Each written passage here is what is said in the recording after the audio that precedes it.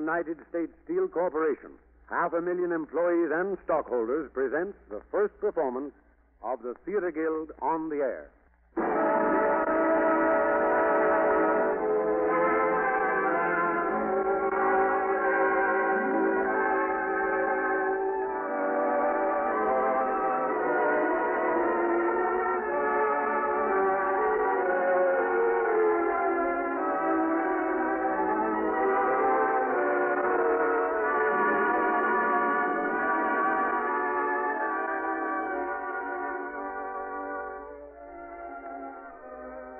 Our play tonight is Wings Over Europe, starring Burgess Meredith with Cecil Humphreys, Henry Daniel, and Everett Sloan.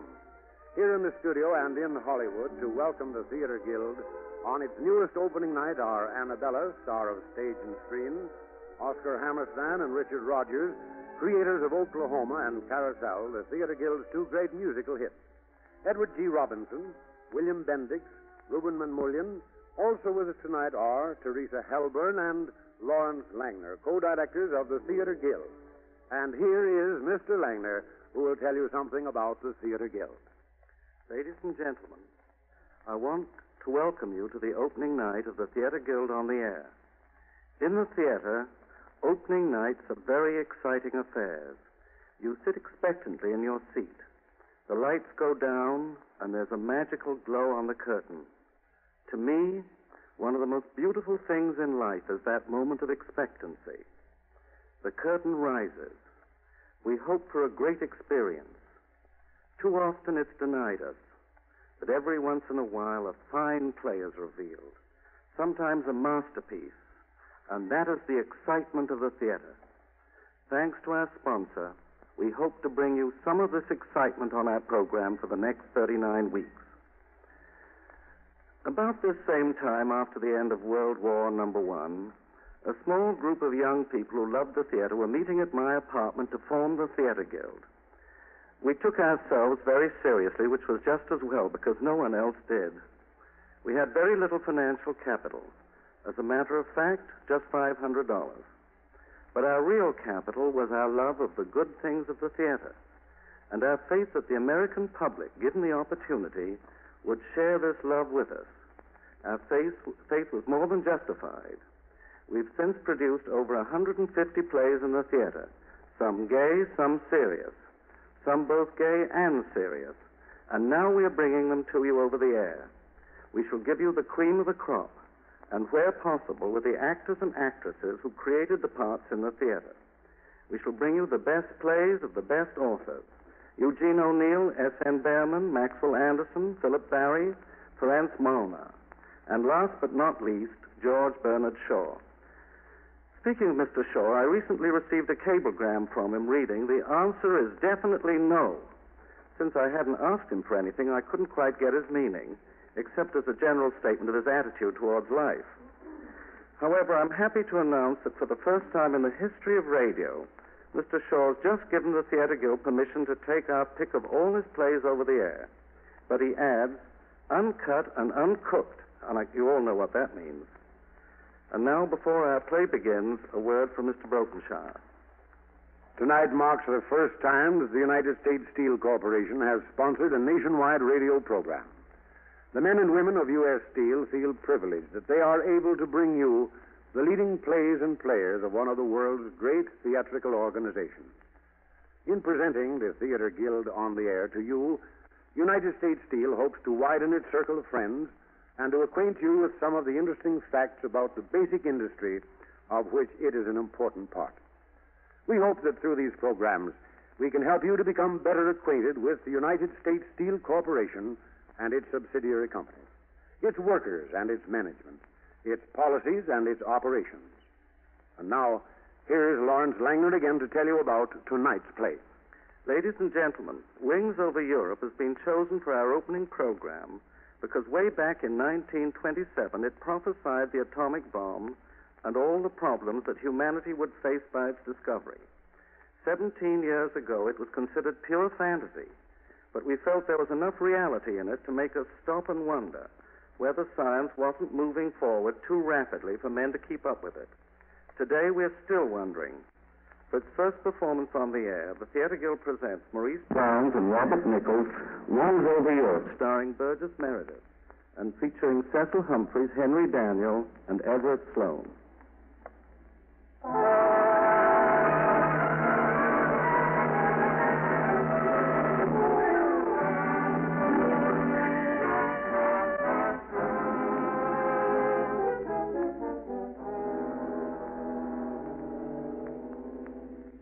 It is the year 1927. Our scene is in London at number 10 Downing Street, the famous meeting place of the British Cabinet and the home of the Prime Minister. The Prime Minister is waiting for his nephew, the brilliant young scientist, Francis Lightfoot. But in the meantime, he's conferring with two prominent doctors. Well, Dr. Barclay, what's the verdict? Sir Henry and I are in complete agreement. Your nephew is perfectly normal. Certain? Absolutely. Well. The young man is what is known as highly strung, but not more so than any sensitive man of his attainments. Mr. Prime Minister, your nephew is a scientific genius, otherwise normal. Yes, of course. You seem almost disappointed, sir. Disappointed? No, not at all. There's that barrel organ again. I just had to be absolutely certain. No doubt whatever, sir. The Minster boy. Pretty, isn't it? Did he tell you anything about himself? Only that he was 25 years old, was raised in Canada, and spent some time in the United States. By the way, I've heard from other sources that your nephew is to receive the Nobel Prize this year. Is that so? An actress and an interest in racehorses at the Montessori. Mr. Francis Lightfoot. Good morning, Francis. Simpson, chase that barrel organ away, will you? Yes, sir. Morning, Uncle. Gentlemen. Still here? Just leaving, Mr. Lightfoot. Goodbye. Goodbye, my boy. Our little talk was most illuminating. Most illuminating. I'm not insane. My dear boy, it never even occurred to us. Well, that's all right. Goodbye, gentlemen. Well, Uncle, just about complete. You'll have to accept everything now. I never doubted your sanity, No, but you wondered if I might have been... Overworking, yes. In my position as head of the cabinet, in view of this, your incredible discovery... Well, I forgive you. I could forgive anybody this morning. Think. Today, for the first time in history, man is free. Well, everything's ready. When the cabinet members arrive, you'll be introduced. Then you'll sit yourself right here behind me and prepare for battle. For battle? Nonsense. Uncle, if I were to say to you, I'm a terrible angel who offers you a choice on which you must decide in the next 5 minutes, and the choice is, will you live or will you die? I tell you, it's as simple as that. Is it? Yes. Francis, I only hope you're right, that my colleagues will understand you.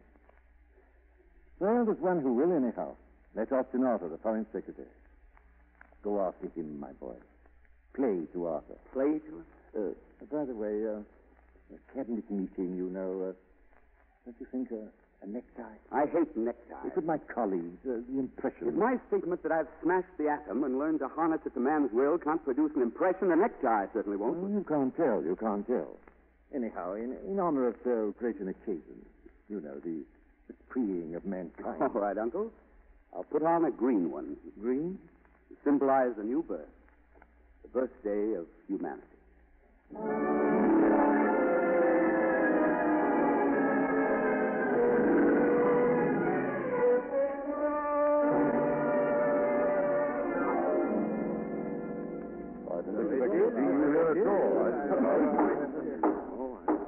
Gentlemen, we meet on a momentous occasion. Well, what are we going to do? Declare war? Declare war? You know me well enough, gentlemen, to be sure that I do not summon you in this peremptory manner without due cause. About Mr. Lightfoot, I will content myself with two observations. One, that Professor Einstein regards him as the greatest scientific genius of the age. Two, that Mr. Lightfoot will receive this year at the unprecedented age of 25 the Nobel Prize. Did you know that, Francis? No, I didn't, Uncle. Go on. Yes. Gentlemen, before introducing him, I should like to mention that Mr. Lightfoot proposes to make a statement only. Action he leaves to us. Now then, gentlemen, I present you to my nephew, Sir Francis Lightfoot. I will run rapidly over the names round this table. Sir Romilly Blunt, First Lord of the Admiralty. How do you do, sir? Delighted, young man, delighted. Sir Richard Stapp, Secretary of State for War. How do you do, sir? How are you, my boy? Lord Dedham, the Lord Chancellor. You do, sir? Very well, thank you. Mr. Grimble, Chancellor of the You do, Exchequer. sir? How do you do? And last but far from least, Mr. Austin Arthur, Secretary for Foreign Affairs. It's a great privilege to make your acquaintance, young man. Your work is not unknown to me, and I'm honored. Thank you, sir. And now, Francis, you may go ahead. Thank you. Prime Minister and gentlemen. Prime Minister, before Mr. Lightfoot begins, I would like to put a question. Why does he not make his statement to the Scientific Society? Because it is so great a secret that may be disclosed to no less exalted a company than the Special Cabinet Council of the British Empire. Sure. No, thank you. I beg your pardon, Mr. Lightfoot. Proceed. Yes. Prime Minister and gentlemen, in science there are two methods. One moment. Mr. Lightfoot's father was, I trust, of British nationality. His father and his father's fathers for 11 centuries. Anything else? No, go on, my boy. Thank you. Gentlemen, my discovery is the product of a 5-year-long shortcut in an investigation I'm making. Here, Mr. Lightfoot, or in a foreign country? The Lightfoot's laboratory is in the west of England. Go on, Francis. Gentlemen, just as life manifests itself constantly in changing structures known as bodies, so electricity manifests itself in the perpetual dance of energies known as negative electrons around a positively charged nucleus. Such groups are... Prime Minister, may I? Thank you. Now, look here, young man. We're politicians, heaven help us, not professors. Couldn't you explain it to the others after I've gone? I've got a deputation waiting. So say we all. Give us the results, my boy. We believe you. Very well. Gentlemen, I can control the energy in the atom. Sorry. What's that? I was blowing my nose. I said I can control the energy in the atom. Oh, that's nice, isn't it? Tell them, Francis, what you told me last night. Well, it means that the present, all this that you're accustomed to call civilization, is relegated at last to its proper place as the confused remembrance of an evil dream of no more account than a child's nightmare. Yesterday, man was a slave. Today he is free. Matter obeys him. Mr. Lightfoot, I've risen to my present position as Lord Chancellor by my obstinate preference for facts as opposed to fancy conversation. Who the devil do you think you're talking to? My dear young man, Lord Dedham. I'm giving you facts. You refuse to listen. You're all too busy with blowing your noses and deputations. Perhaps you'll listen to this. So far as matter is concerned, what I will to be will be, and what I will not to be will not be. That's fact enough. Mr. Lightfoot, Lord Dedham, may I remind you that Mr. Lightfoot is here of his own free will. Prime Minister, Yes, Arthur. perhaps I can offer an illustration. Lord Dedham, you see this table we're sitting at? Of course I see it. Very well, then. If Mr. Lightfoot was so vulgar as to wish to turn it into gold, he could do so. What's that? Say now. If he wished to turn it into bread, he could do that, too. And if he wished to abolish it, he could abolish it. Simply by a rearrangement or explosion of the atom. Isn't that it? Yes, put it a bit crudely, but that's what it means. Gentlemen, the history of man up to now has been one long, horrible narrative of his slavery to matter. Today I put into your hands the power over matter. Power of a god to slay or to make alive. It means food, shelter, abundance for everyone, but that's just incidental. Beyond that, food and shelter, rises the new world, the golden age. Don't you see, gentlemen? Man is free. Now he can live as the sages of all countries have always dreamed that he might. Not a feebly struggling parasite, not a thing oppressed by needs and fears with no security or no leisure, but a man, a titan, a Prometheus triumphant. All his days and nights, one long hymn of praise to beauty and truth. Well, that's what it means, gentlemen. That's what my discovery means. Now, you're the first to know. I'm going to leave you to organize things. That's your job, the new organization. Goodbye. I'll come back in a month. Wait, one moment indeed. But tell me, young man, exactly what do you mean by organized things? Well, I don't know. You don't know? Well, gentlemen, as cabinet ministers, it's your business to formulate plans for any emergency. What would happen if war were declared? Would you come to me for advice on military strategy? War is... But this is a greater emergency. Peace is declared. Eternal peace. Now, you gentlemen are the responsible parties. You're the government. All I ask of you is to govern. Tell me, Mr. Lightfoot, how will this discovery of yours affect my department? I refer, of course, to the law. The law, at least your system of it, will cease to exist. What's that? It's quite simple. Your system of law relies at bottom on force. That's what a policeman represents. In the New World, all displays of force are equally criminal, since one man could quite easily release enough force to destroy civilization. To destroy? Eh? Put it this way. When either party is equally able to destroy the other, what do we have? Stalemate, and then arbitration. Otherwise, it means total destruction. Lord Dedham, by the use of my formula, one man, no, one weak, crippled child can defy all the policemen in London. Wow. He touches a spring. The atoms about the mechanism begin to redistribute themselves at an undreamt of speed, at such speed that not only he, his house, the street, London itself disappears. But surely you don't mean Sir to say... Romilly, one moment, please. Tell me, Mr. Lightfoot, would the ordinary man be allowed that knowledge? How can you prevent it? The same energy released at a lower speed will shortly be driving at a nominal cost his automobile and every engine in the world. What's that? Well, what's going to happen to the coal mines I own? Coal? Coal would be as obsolete as a dinosaur. Well, what about my oil stocks, eh? What about oil? Dead as a dodo. Any more questions, Sir Romilly? Yes. What about the Navy? There won't be any. Won't be Britain without a Navy? What are you talking Sir about? Romilly, I assure you one atomic bomb dropped on any naval base will transform every ship within 100 miles into granulated dust. Same holds true for the Army. Mr. Lightfoot, as Chancellor of the Exchequer, I should like to ask a question. Was the Foreign Secretary having a go at me? Can you turn that table into gold? Solid gold? 22 carats. Good Lord. What's the matter? Do you realize what this means? It means that gold is no longer well, we have to go off the gold standard. Perhaps. The British pound, based on silver, how degrading. I can turn the table into silver, too. Good Lord. What about labor? Mr. Foreign Secretary, some of it will cease to exist as labor, I mean. Miners, for instance. The important thing is that every man, woman, and child will have plenty of leisure to enjoy life. Look here, Mr. Arthur. You, of all the cabinet ministers, yes, even including my uncle, are the most intelligent, the one most capable of understanding that the old order is no more. It's obsolete, dead as a... Dodo, I believe you said. Yes. And if these idiotic politicians...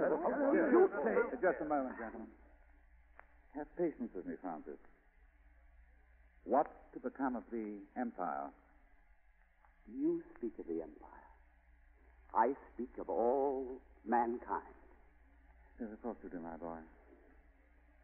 We realize, of course, that contingent upon our acceptance, you're in a position to take this discovery wherever you wish. To Germany or Russia. Is that right?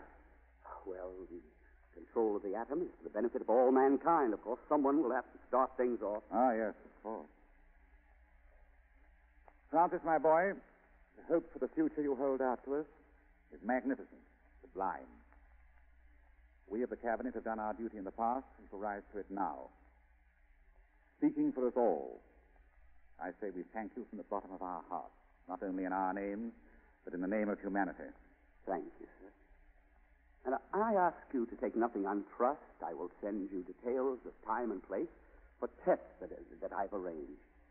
Through just simple demonstrations, they will prove without revealing my method that I can do what I say I can. Goodbye, gentlemen. I'll see you at the proving ground. Meanwhile, you arrange your program. Have your plans ready for the new world.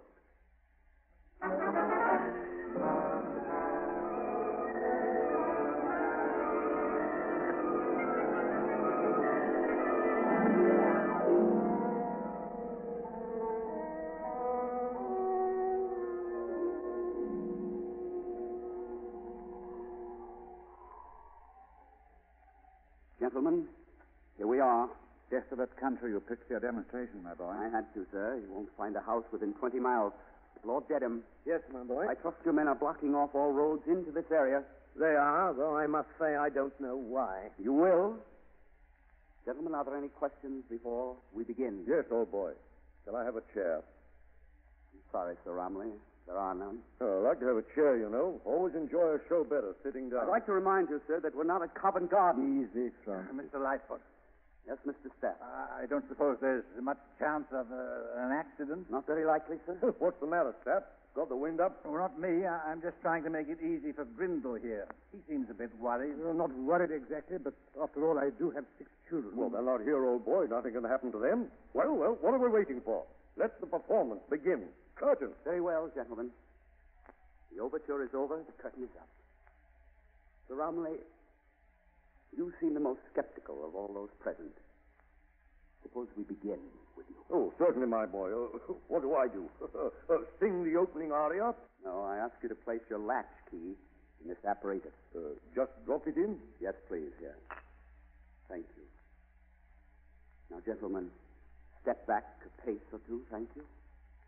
And I'll close the lid and press the control.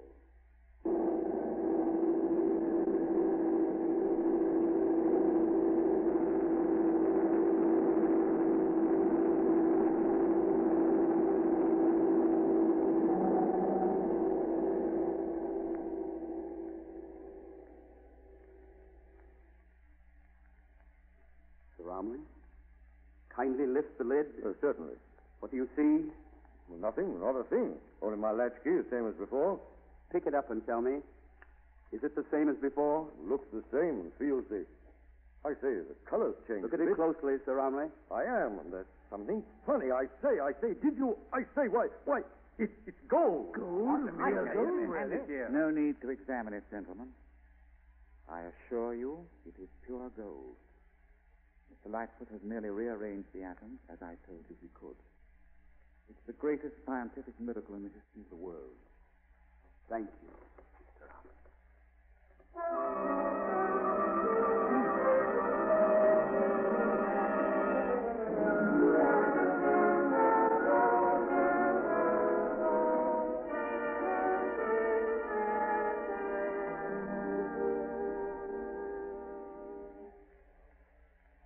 Now, gentlemen, we come to the last demonstration. Francis, my boy, we've seen your examples of transmutation.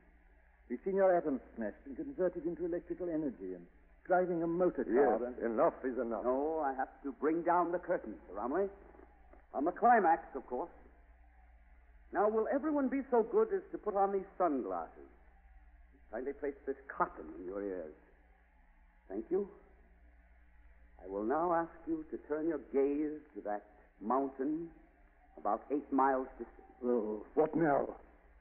You're about to witness the greatest explosion since the beginning of the world. Explosion? Why, where's your control? I don't see any wires. Or does one of your assistants handle My secret, Mr. Stapp. Now then, gentlemen, have your glasses on, cotton adjusted? Fine. Keep your eyes on that mountain, please, while I call off 5 seconds. 5 seconds.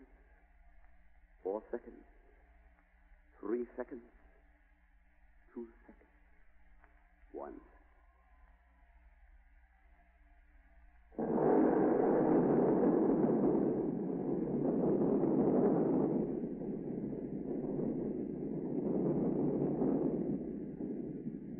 Gentlemen, you've just seen the top of that mountain lifted off like the cover from a glass jar. In addition, my calculation is that an area of 4 square miles immediately surrounding it is entirely devastated.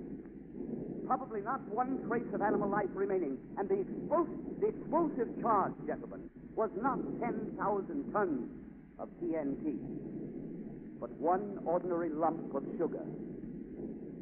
Gentlemen, one single solitary lump of sugar in which the atoms have been redistributed.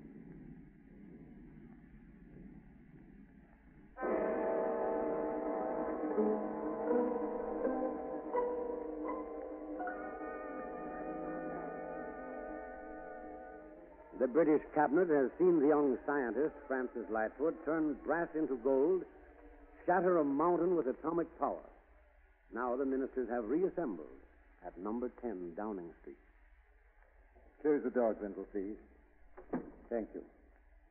Well, gentlemen? I can't get that latchkey out of my head. It is solid gold. I had it examined last week. Gentlemen, I remind you my nephew is waiting outside for our decision. Prime Minister, Mr. Arthur? I believe I speak for all of us when I say that 2 weeks ago, on a desolate field right here in England, we experienced the most stupendous and terrifying adventure of our lives. Since then, we've met and discussed this matter many times. The question that still confronts us is, what to do about it? Do we dare trust this secret to the world? Is the world prepared for it? On our decision depends the happiness and safety, the very existence of untold generations who come after. Will we, through this decision, plunge the world into chaos? Or, and this is possible, my friends, bring it forward 10,000 years, overcoming untold agony in the process? Do we advance toward the shining hour, the gates of heaven? Or do we fall backwards into the depths? Let each man look into his heart and judge by what he finds there. Prime Minister, Mr. Stepp? my answer is no. Anything else would be an invitation to oblivion. The Foreign Secretary asked us to look into our hearts. I say no. Let our heads do the thinking for us. He speaks of untold agonies to be spared future generations. I say, what of the untold agonies of those generations of the past? The agonies out of which came the orderly processes of the world. Shall we, with one wave of the finger, betray those who came before, who suffered and died that our world might be as it is today? I say no. Gentlemen, it would seem that my remarks have been misunderstood. If I presented the affirmative side of the issue, that does not mean I favor it. Not at all. My sentiments are heartily in accord with your own. Prime Minister, I move we decline Mr. Lightfoot's generous offer with thanks. Oh, dear gentlemen. And now... One moment. As I see it, the first move is to persuade him to abandon his discovery. Destroy it. What if he won't? He will. My nephew is a reasonable young... If he won't. Why, then, of course, in order to prevent his taking his discovery to a foreign country, that is... Oh, say it, Prime Minister. Your nephew will be segregated. Yes. There's one thing we haven't considered. For how long? How long does he stay in prison? For life? Certainly. Anything less is nothing at all. Anything less is dangerous. He's got to be shut up tight, and shut up for keeps. No. He must be made to disappear. Do I take your meaning, Mr. Stamp? You do, Lord Dedham. I move we bring the boy in and put it to him. Thank you, Austin. All those in favor? Aye. Thank you, gentlemen. Mr. Arthur and Mr. Grendel will kindly escort Mr. Lightfoot into the council chamber.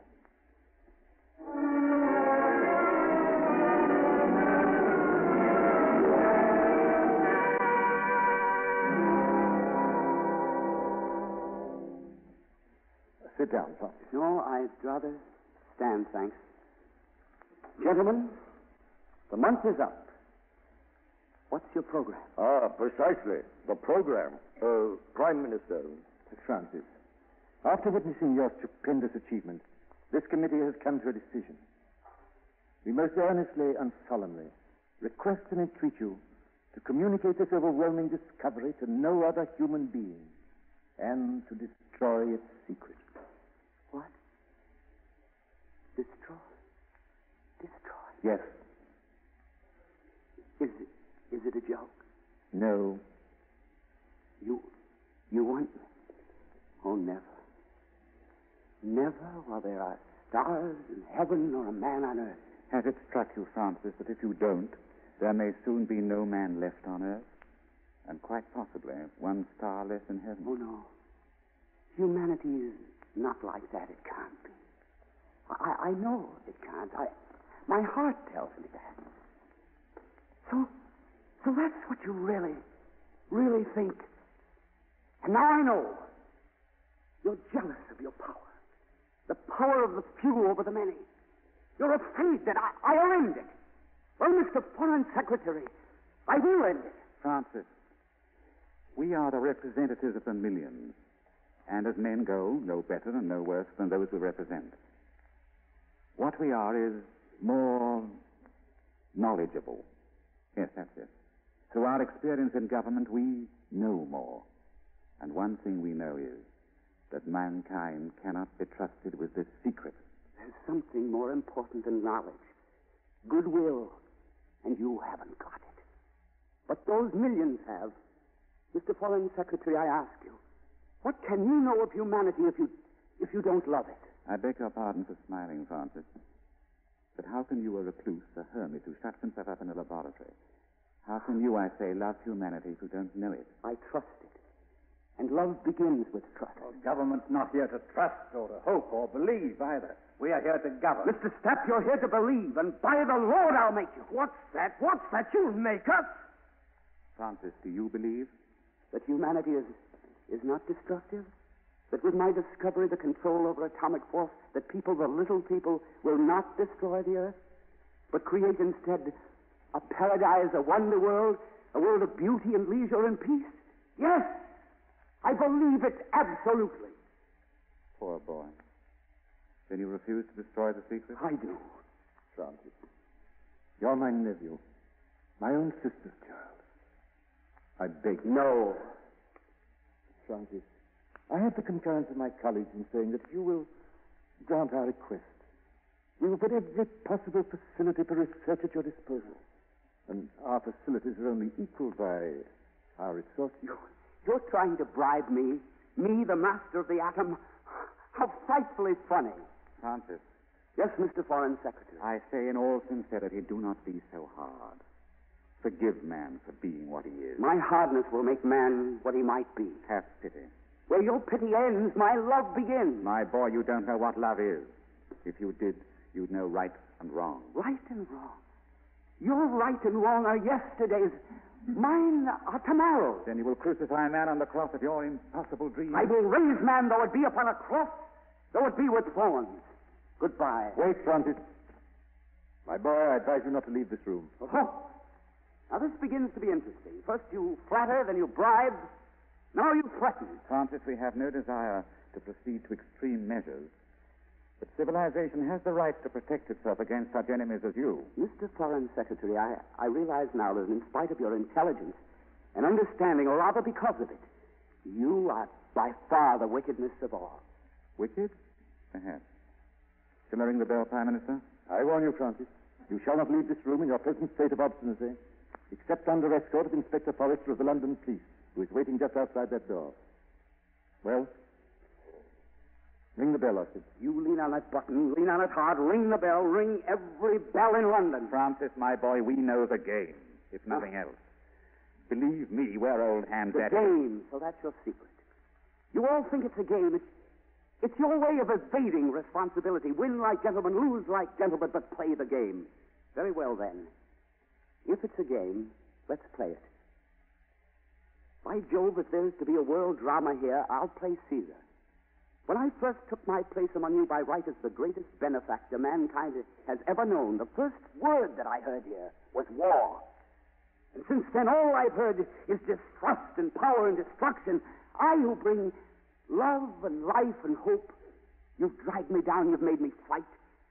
Very well, then, I'll meet you on your own atrocious level. Mr. Foreign Secretary, summon your policemen. Can I ring the bell, Prime Minister? Now, stop. Before you touch that button, listen, all of you. Last week, I came here a boy full of hope. Today, I stand here a man whose despair reaches down into hell. But one learns in this room. Last week, when I left here, my heart knew your wickedness. And I made my preparations. What preparations? My preparations. Am I not to be shot at sunrise or buried alive or something? Well, a man has to make preparations for such an important event. Listen, gentlemen, and understand this. Either by noon tomorrow you will be prepared to formulate under my supervision a constructive program satisfactory to me, or at 1 o'clock tomorrow indolent end. Where this island was will be nothing but a whirlpool of disintegrating atoms. Good day. Furthermore, if anyone lays his hands on me, or if in the meantime I should come to an unexpected or convenient end, no power at present known to man can avert that catastrophe. You see, the accident will guarantee the explosion. Good day, gentlemen. Quick. Have Inspector Forrester follow him. Search his room. And for God's sake, tell them not to touch him.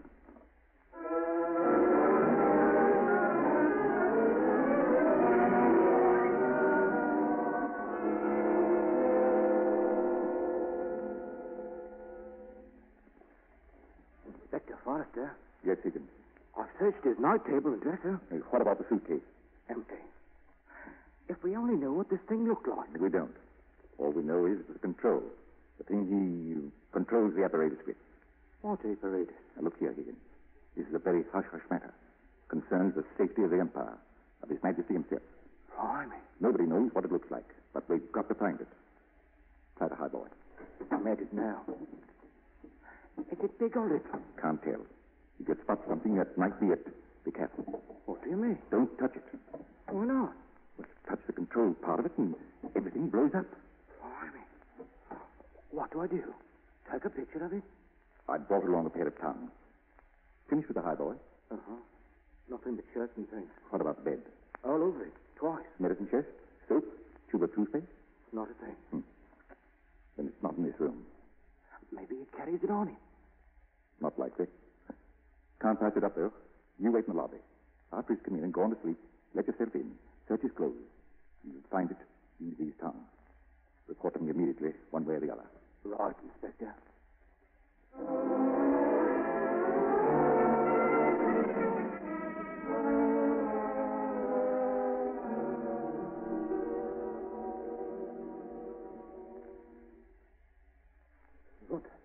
What time is it? 11:31 a.m. Well, Dedham, what about your man Forrester? Nothing. If he'd found the thing, we'd have heard from him. Come in. Come in, Francis. You're early. Am I? Our answer is brief. We've no alternative. We capitulate. Do you? No, gentlemen. I am beaten. I capitulate. What? I give up. You destroy your secret, then? Something the Foreign Secretary said. Right and wrong and what is right. So who am I if man has not yet sufficiently evolved to face life? Who am I to force him to face it? Have I that right? No, Francis, you have not. So, gentlemen, there was a planet called Earth. And after inconceivable millennia, life emerged from that planet's slime. Again, eons passed in unimaginable agonies. And at last that life, which was now none other but the mind of man, lifted itself high enough to unriddle the profoundest enigma of the universe, the control of atomic force.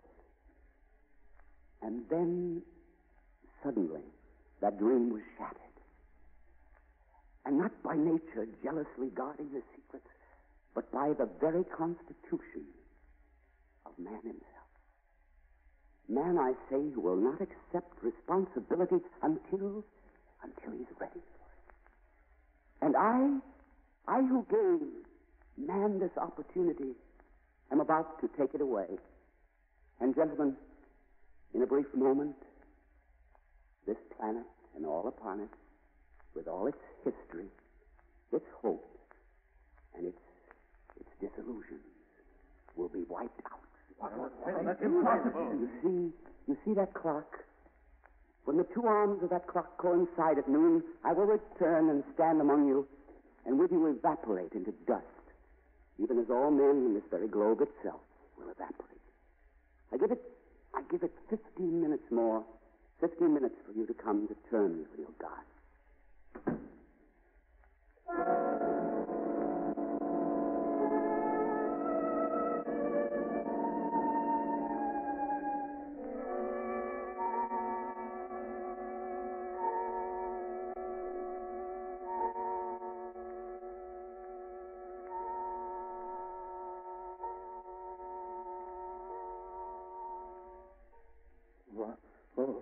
What time is it now? 10 minutes to 12. He can't. I say, listen. Listen, I say. Good Lord, look at you all. I say, what's the matter with you? You understand what I'm saying? He's going to blow. Oh, but it's absurd. Absurd, but he can. He will. When you've quite finished babbling, my Lord Dedham, will you kindly leave go of my sleeve? I must think. Austin, can he do it? I believe he can. How? I don't know. Strange creature. My nephew is at this moment feeding the pigeons in the park. Have a look through this window. Oh, what time is it? Who cares? While there's still a minute, there's all life. He must control that mechanism some way, and our job is to get hold of that control. Has Forrester reported yet? No. It's hidden away somewhere, and it's ticking away our lives. Ticking away the world, my friend. That's what counts. Gentlemen, the last time I exert my authority. Silence, please. We have 6 minutes left. If you can pray for the soul of that deluded boy, and give thanks for the beauty and bravery that have been on her. Failing that, at least preserve men's dignity by silence.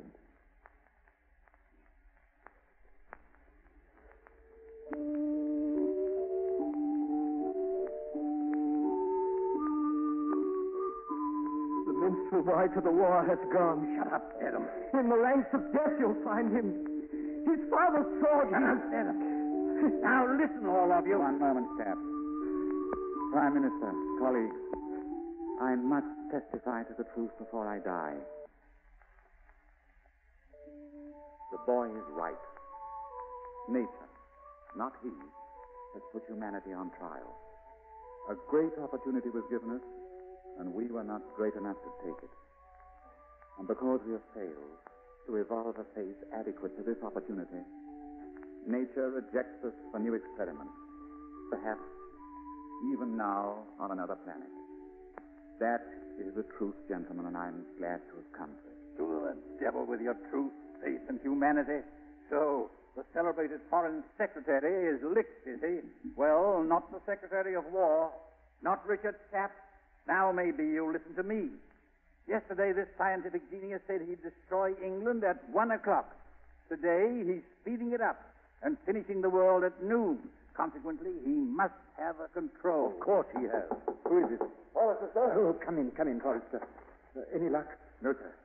My man searched his drawers last night. Nothing in them but a notebook, his watch, and money. We've spent the morning studying his assistants.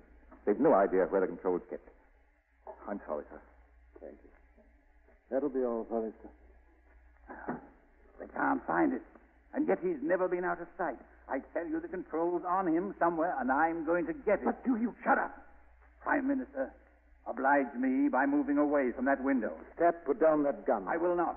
Now then, you all in your hearts want him dead. It's his life or the world's. The choice is simple.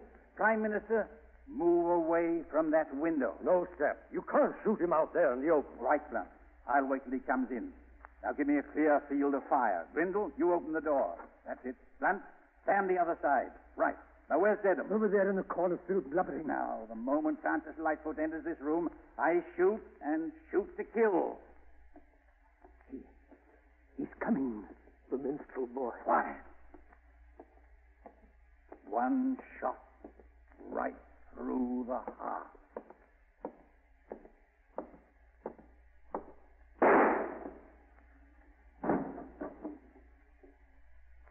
Well? Right through the heart. Good. Lock the door, Grindle. Put him on the table. 2 pi by dt squared minus c delta squared. Gibberish, eh? No, Mr. Pi Stapp. equals... Clark Maxwell's formulation of the theory of light is pure poetry. Well, it's all gibberish to me. Grab that out of his hand. Quick. What is it? His watch. That must be the control. Give it to me. Carefully, man. Carefully. How does it work? Wireless, of course. Set for instantaneous explosion. Good Lord. All Lightfoot had to do was to press this. Death froze his fingers. No, my friend, he still breathes. My secret. You can't destroy We can, and we will. The world isn't ready for your discovery yet, my boy. You can't destroy. a secret. At this moment, somewhere in the world, men are working in laboratories. You can't hold that knowledge. Can't hold back the world. Nature's secret. They'll find it again. Give it to the people. New world. No more fear. Only truth. Only truth. And beauty.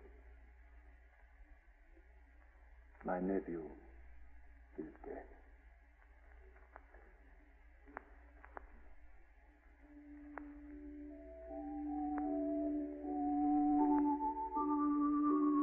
The minstrel boy to the war has gone. In the ranks of death, you'll find him.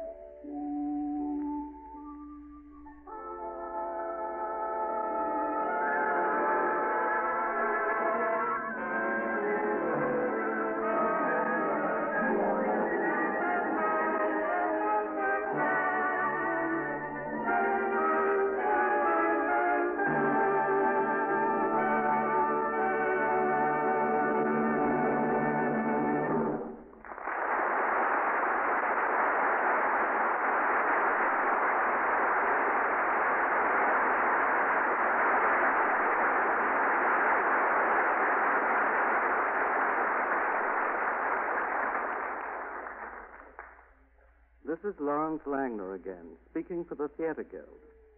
Thank you, Burgess Meredith, Henry Daniel, Cecil Humphreys, Everett Sloan, and all of you in the cast. And now, ladies and gentlemen, I'm going to introduce you to some of our opening night audience. First of all, I want you to meet Miss Teresa Helburn, co-director of the Theater Guild. I'll try to describe her to you. She's charming, energetic, attractive, beautiful, and brilliant, and she's standing right here beside me. And for some reason I've never been able to understand, she has bright blue hair. I've gotten along wonderfully with her all these years in the Guild by following a very simple rule. I always let her have her own way. It saves her the trouble of taking it. Lawrence, it's certainly nice to know I've had my own way. It didn't always seem so at the time. Well, it's all in the point of view, Terry.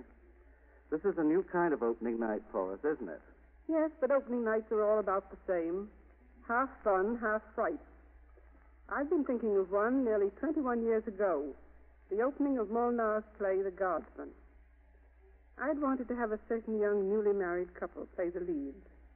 Neither of them was a star, and they'd never played together before. But I had a hunch that they were the only ones to act in The Guardsman. The owners of the play didn't agree with me at all. In fact, the only way they'd allow us to produce it with this young couple was to pay an extra royalty as a penalty. The curtain rose that night on the first performance together of Alfred Lunt and Lynn Fontanne. When it descended, history had been made, and so had America's most famous acting team. And now I have a piece of good news for you. Alfred Lunt and Lynn Fontanne are going to do 10 plays on this program during the coming season. Thank you, Terry. Here in the audience tonight, we have another team which has made theatrical history. Richard Rogers and Oscar Hammerstein, creators of the Theater Guild's musicals, Oklahoma and Carousel. Dick, I remember when the Guild produced your first success, the Gary Gaieties. I suspect you do, too. I certainly do. I had a wonderful offer at the time to go into a successful business and ultimately become a partner, and guess what? Selling babies' underwear. I was broke and on the point of accepting it when I got a telephone call saying the Guild wanted me to write music for the Gary Gaieties. I dropped the baby's underwear like a hot penny, and I've been composing music ever since. Good. I don't think you'll ever want to pick up that baby's underwear again, Dick. What about you, Oscar? You were trained to be a lawyer. Yes, Lawrence. But writing shows and lyrics is in my blood, and the law wasn't, I guess. Besides, nobody offered me a partnership in anything. Not even baby's underwear. Oh, how pathetic. But now you've formed the partnership of Rogers and Hammerstein, you haven't done so badly. Your song, If I Love You, from Carousel, is quite high on the hit parade, isn't it, Oscar? I really couldn't say. I haven't checked it since 3 o'clock this afternoon. Thank you, Oscar and Dick.